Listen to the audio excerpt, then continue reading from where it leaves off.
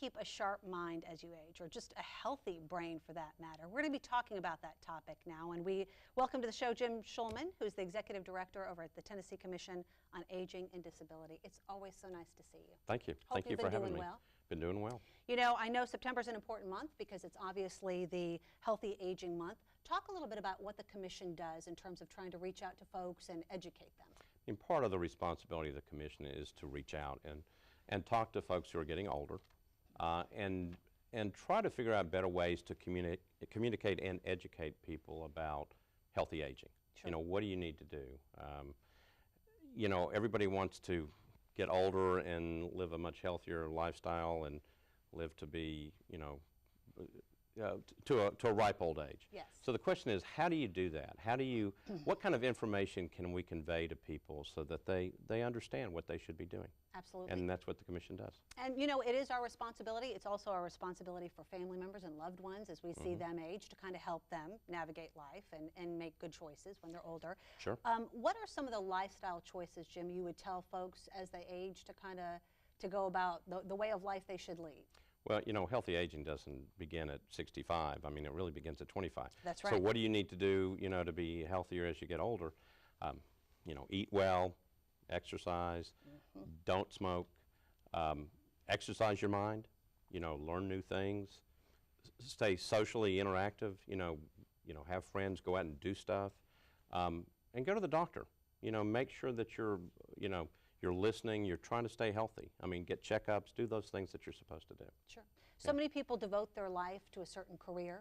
They may retire, and they may think to themselves, well, now what do I do? Some people travel, some people actually try to go take college courses. I've seen some seniors doing things like that. Yeah. Good idea, obviously, to try to maybe learn some new things or educate yourself all over again. So think about it. I mean, you know, you get to be 65, 70, even older than that, and you retire, and then you're going to go, what am I going to do? A lot of people start planning about what they're going to do, you know, way before they retire. Sure. You know, it's like a whole new life. I know. What do you want to do? You know, used to be that people would go, I'm going to go travel. Well, that's great. But a lot of people start volunteering. A lot of people enter a whole new career. What is it that you always wanted to do that you never had the chance to do before? And so they, you know, they pick up a whole new lifestyle. We find, you know, touring the state, that if you, the people who seem to be doing better as they get older are those people that have a purpose. You know, there is something that they want to do, something that gets them up in the morning and drives them.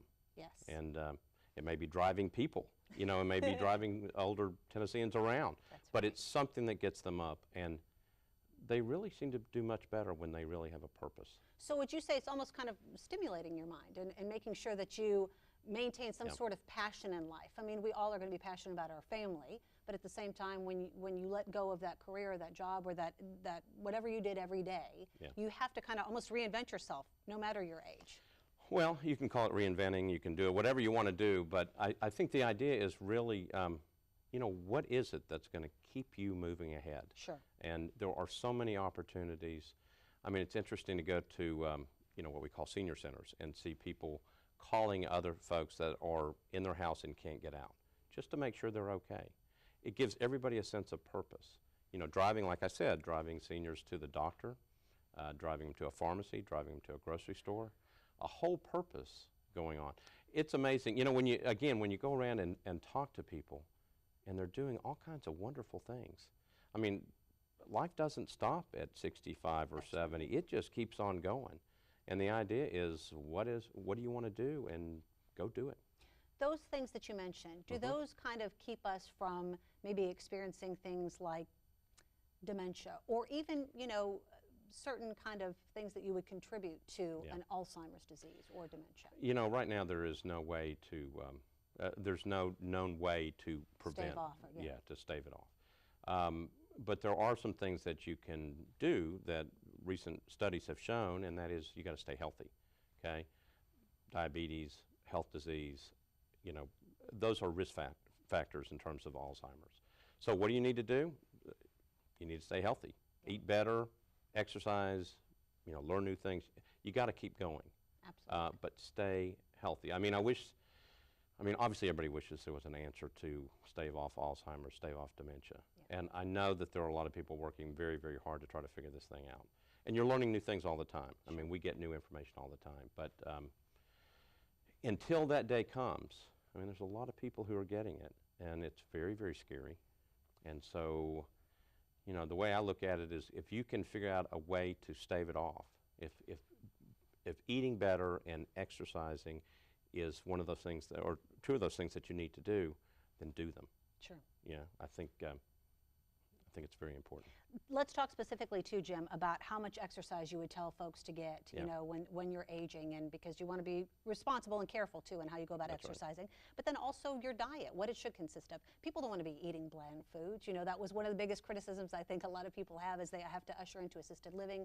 They don't want that. They still want a little bit of kick in whatever they're consuming. Look, I mean, it's the same thing, and we all go through. I mean, you want to eat right.